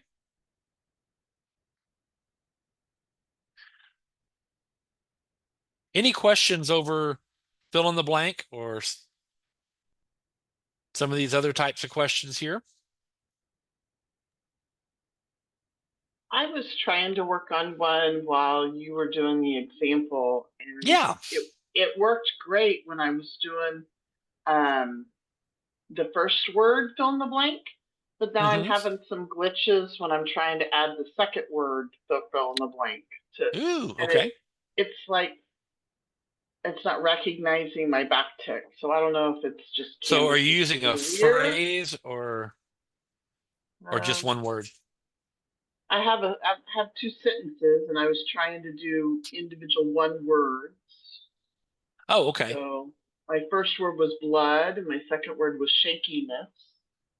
So I'm not sure why I'm not seeing the second option, what I'm doing wrong on that one. And you did surround it with backticks, right? Not I thought I apostrophes. did. Yeah, I don't know. You want to share your screen with me real quick and let me look? Okay. Let me give you the co-host things. So There you we go. could do that while everyone else is practicing. Yeah, why don't everybody try doing you can copy what I've got here, or you can come up with actually something that has to do with medical nursing stuff if you want to. While that we're doing that, I'll go ahead and reset the poll and give you an opportunity to play around with that. There's just a couple other question types I wanted to share with you as well before we end today, but I want to also go over some item banking stuff as well, just to make sure we have time with that. So go ahead really quickly if you want to, Christy, go ahead and share your screen and let's see what you got there.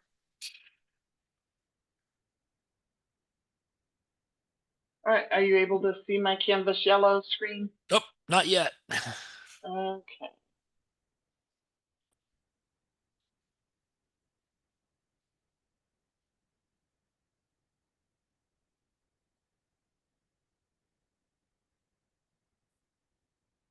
Oh, let me stop sharing.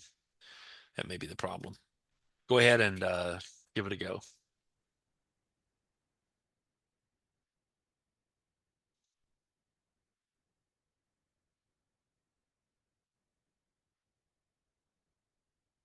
I don't know what happened, but it kicked me out of Zoom and brought me back. So I don't know if you can hear Oh, me now. yeah, but I can I'm hear you. back. Oh, there you go. I can see your screen now. All right. Perfect. All right, there we go. Ah, okay. So let's see here. You got put a space after include. Did that do it? No, Okay, let's see here. Hang on. I still have the blood, and then there's no second one. And I tried. Blood. That is a back tick. Take off the back ticks and let's just try adding them again real quick. For the shakiness, I mean.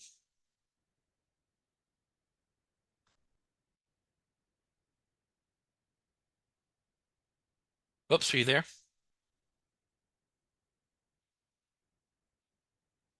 Everything's frozen. No, no, maybe not. Christy, you there? Can anybody else hear me? Yep. Okay. Okay. Christy's computer might be acting up a little bit. Let's see if she can come back on here. It was showing me. It's been showing me a low internet, so I might not be Oh, able okay. to. That's okay. I'm Um, curious about that one there. I'm to go look at it. Yeah, it should just automatically give you the next blank there. I've never seen it do that before. Anybody else having issues with the double back tick thing? Okay.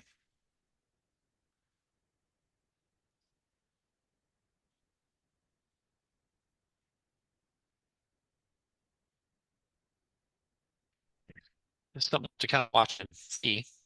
Hopefully it's nothing too major. All right, good deal. One such question that you might also see,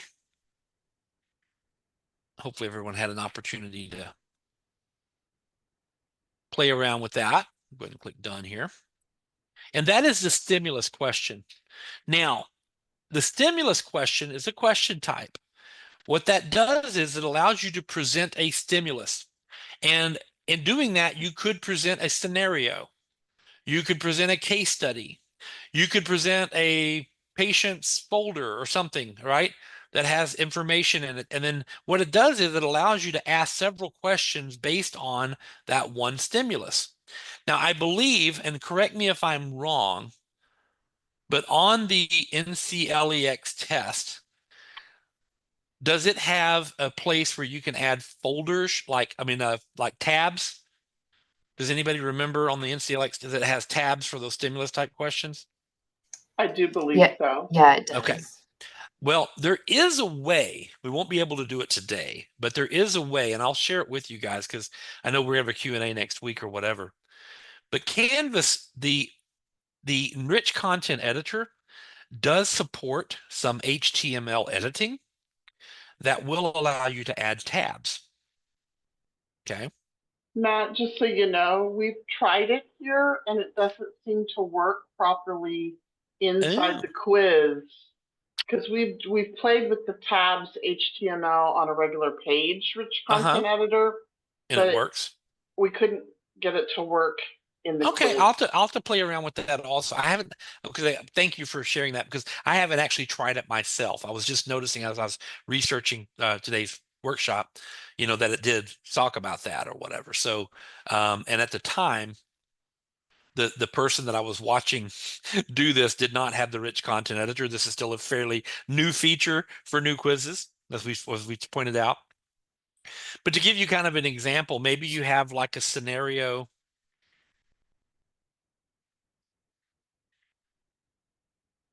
And maybe under the instructions is that you want students to, read each of the following patients'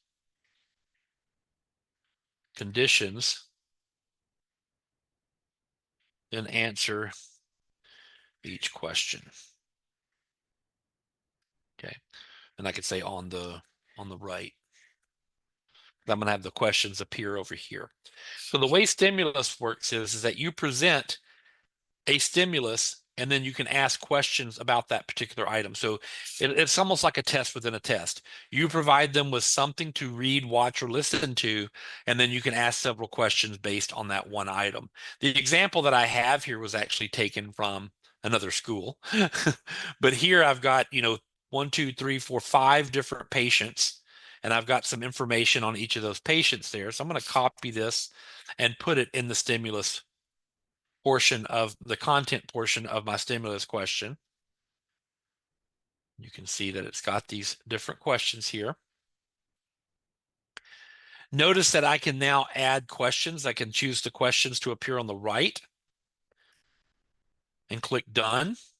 And it's going to bring up the scenario. It's going to have 5 different patients with their different conditions here. And then I can start attaching questions based on whatever I want to ask about. So to attach the questions, it's just like what we've already been doing so far. And that is when I click attach questions, it's going to ask me what type of question I want to add. Well, it just so happens, and you actually probably have it on your end too, is that I've got an item bank. So if you want to add questions from an item bank that you have already, you can come out here to insert content and item bank, and you can choose item banks. Now in Canvas's new quizzes, if you don't have any banks in this particular course, but let's just say you shared an item bank with into your instance, you're going to see these are all accounting item banks. There's all kinds of item banks out here. I think I have one just for shared with courses, maybe. Nope. Institution banks. Nope. Okay, yeah, I guess it's in the shared with me. And I've got one that's called, I may have to do a little search. Oops,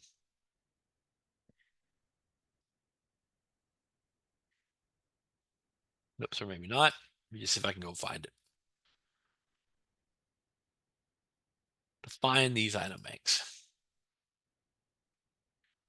And there's a lot of them. I want to say it's probably in the, I think it's nursing or NCLEX. Oh, maybe I'll call them scenario questions. I can't remember.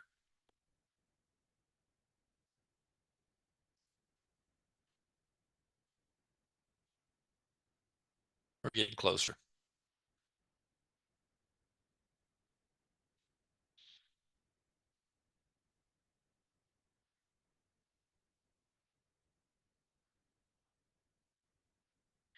They do appear in alphabetical order, so usually it's helpful if I do remember.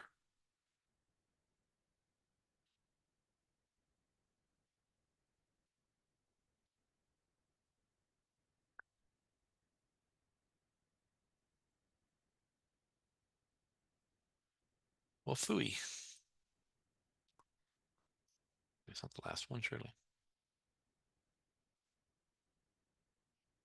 These are all the question banks you have, by the way, at WSU Tech. No, no, no, no, no, no. What did I call this? It's usually helpful if I remember what I called it, so I apologize for that. Let's see.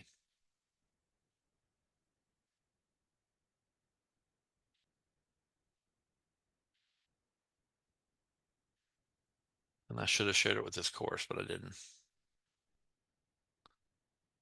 Oh well. Phooey. Let's see. You know what? We'll just add another bank real quick.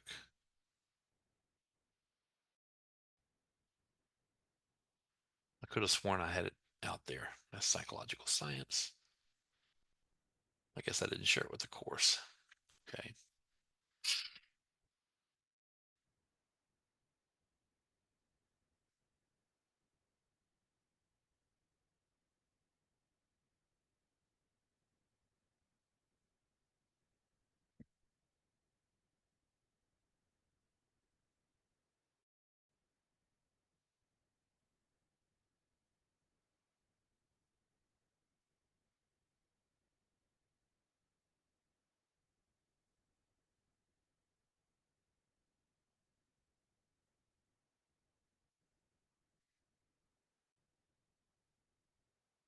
Oh well.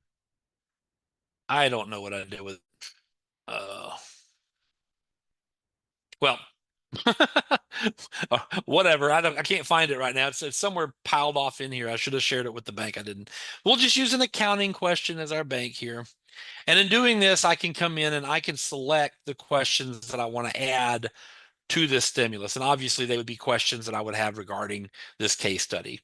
So if I want to add a question here and here, I can add a couple of questions from this item bank, and it'll add the questions accordingly. As you can see here, there's the bank's items, and I can attach that question and add other questions as well. So I can attach other questions, item bank questions, and it's helpful if I can find the right item bank, but you get the idea for the sake of time. Yes. So you can add any type of question to the stimulus, Christy, and that is important to know because, again, you know, you might have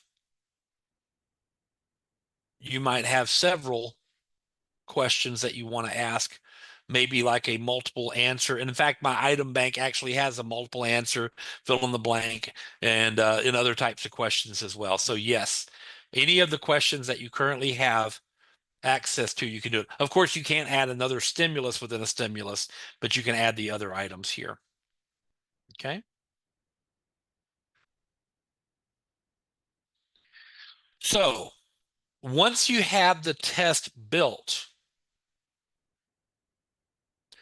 one of the things that you can do is if you built this test yourself and you have it all out here, is that if you want to make this entire test an item bank, you can come up here to exports and you can create an export of this test. By creating an export, it's important you remember the name of the test because that's what the export is going to be called in the item bank. You can rename it, but this export is going to be called the name of this test, which is the WSU Tech question quiz 2. Notice when I created the export, it created a downloadable file for me.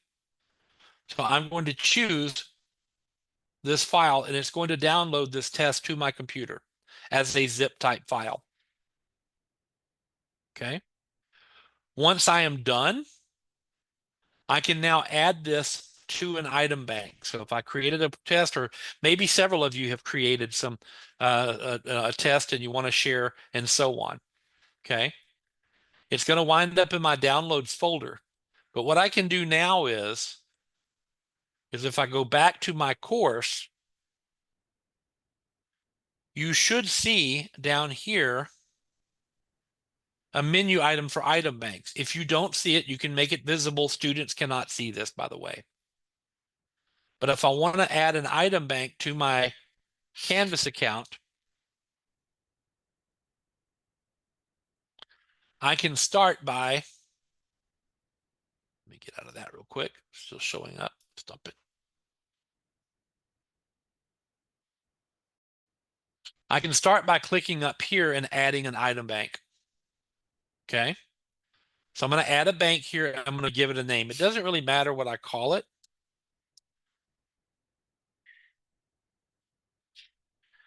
If you want to share it with this course, which I recommend doing if you're going to use it in the course, to share it there. That's something I failed to do earlier, which is why I had such a hard time finding it. It will also be available to other users. Okay, so be aware of that too, and the institution or the shared item banks. Whenever I create the item bank, it's going to appear now in my institutional item banks. I could choose to show just this course. It'll show me just this one item bank.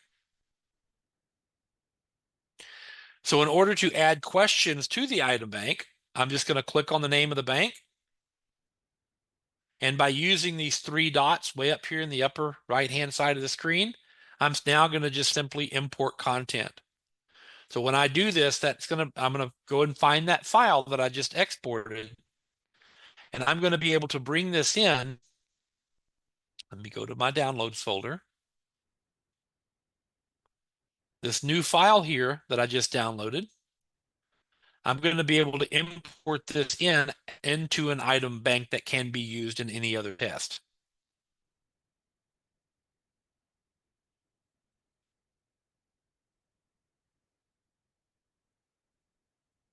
And there it is. I do want to point out to you that the stimulus question, there it is right there. It made it. But there's the different questions that we have there. And now you've created a bank. Now, one thing you can also do, and I'm just going to use this as an example. If I go back to my item banks, how many of you have question banks that you brought over from Blackboard, for example? Anybody have question banks they have from Blackboard, like big old zip files that have all kinds of questions in them? Most Or of the maybe Blackboard quizzes were automatically imported with our transfer, brought over just but I fine. have had a Okay. lot of faculty with like a PDF or a Word document, and they're trying Oh, to add those to Canvas without having to copy paste. And I know you well, have to have a specific file type, but we're using a lot of AI here to generate some good quiz questions. So I added it to our Q&A for next time to see if you could show us how to sure, you bet. easily get those questions into Canvas. In fact, I'll do you one better too. There is a free tool. Who doesn't like free tools, right? There is a free tool that actually I'll put here in the chat as well. So this is an opportunity. This is just a feature that San Diego State University put together. I'll put it in the chat for you. But what it is it's called a quiz converter. Now, it is very, very specific as far as formatting is concerned. But if, for example, and it gives you some examples of different types of question types here. It's really only good for certain question types. So, for example, hotspot, that kind of stuff won't work here. But I would recommend it highly for like multiple choice, true, false, multiple answer, or even essay.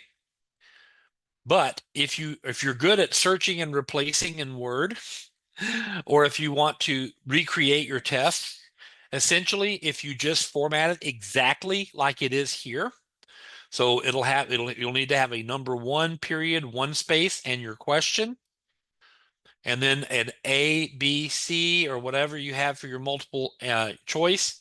It has to have that in parentheses delimiter there and 1 space before you type in your answer or copy and paste it or whatever, or reformat your existing test. I also recommend doing it in something like Notepad, because Notepad does not format things. Like when you start trying to type in a number 1, it starts trying to create a list for you. Or when you type in an A, B, or C or whatever, it starts trying to format the document for you. By taking it into something like Notepad, you will wind up with a file that looks something like this.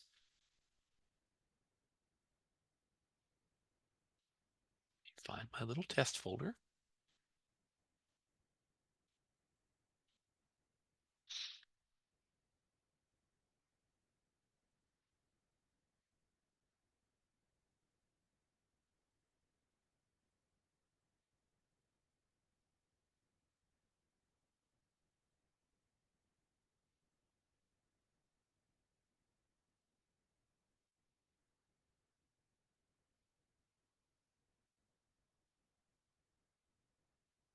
What did I do with it? Let me go over here and find it.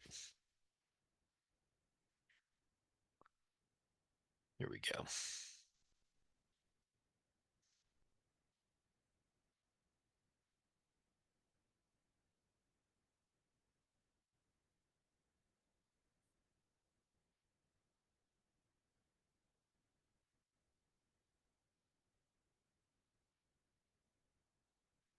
Here we we go. This is what it looks like. So let me bring this over and show you what a fully formatted test might look like. So here, really small, but let me see if I can embiggen it a little bit so we can see it. So this is how I've done an entire test of like 50 questions. And once you have it formatted, notice I don't have any headers or footers. I have basically just the questions.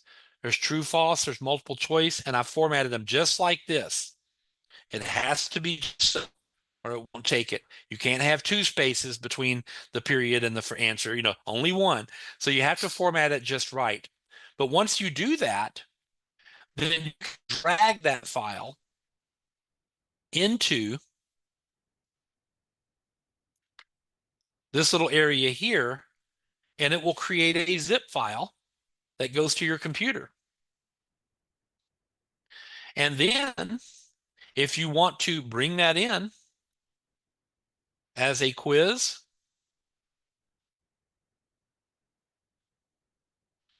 as a quiz bank or a question bank, and here to item banks, and I want to create a quiz bank here.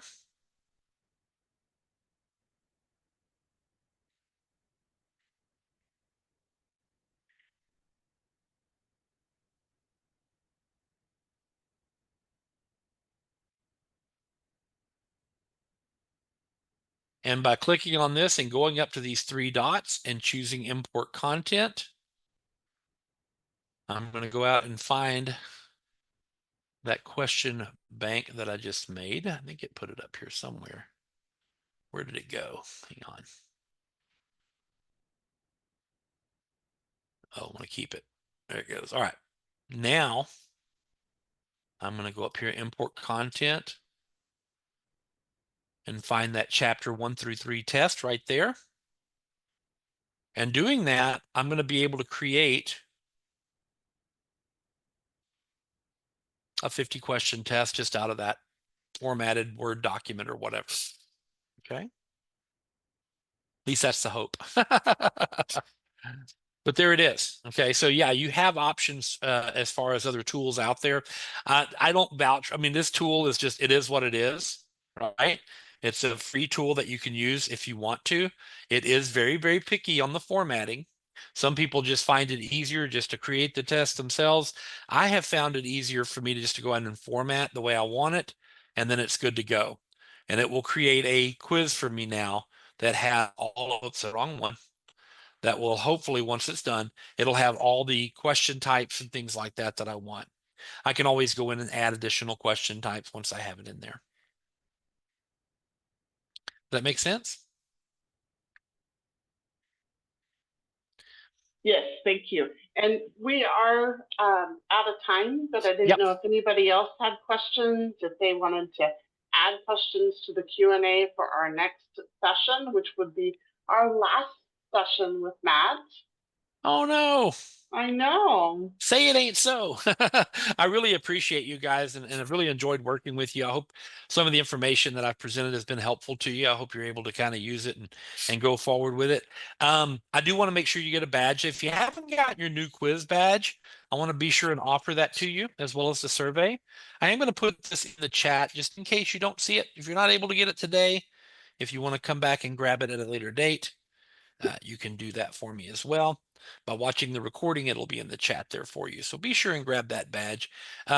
Christy, Casey, team, Shelby, the rest of you, everyone else, I want to say thank you all so much for being with me today. It's been a joy. Look forward to seeing you guys all next week. Be sure and add some more questions to the Q&A document. It doesn't take much to stump me, as you know, but I do have, and I will try to answer them at level best and also bring in the powerful resources we have here at Instructure to hopefully be able to provide you with the answers that you're looking for. I hate to be able to say sometimes, and unfortunately, Canvas doesn't do that, but I always add the word yet because Canvas, as you know, is always constantly evolving and improving. So guys, have a great long weekend. Go for whatever college football team you want to watch this weekend. I've got my Texas Aggies playing Notre Dame, so I'm looking forward to that game. Hopefully it'll turn out the way I want it to. But at any rate, the rest of you all have a great weekend and we'll see you all again soon. Thanks a lot, guys. Thank you. Thank Bye. you.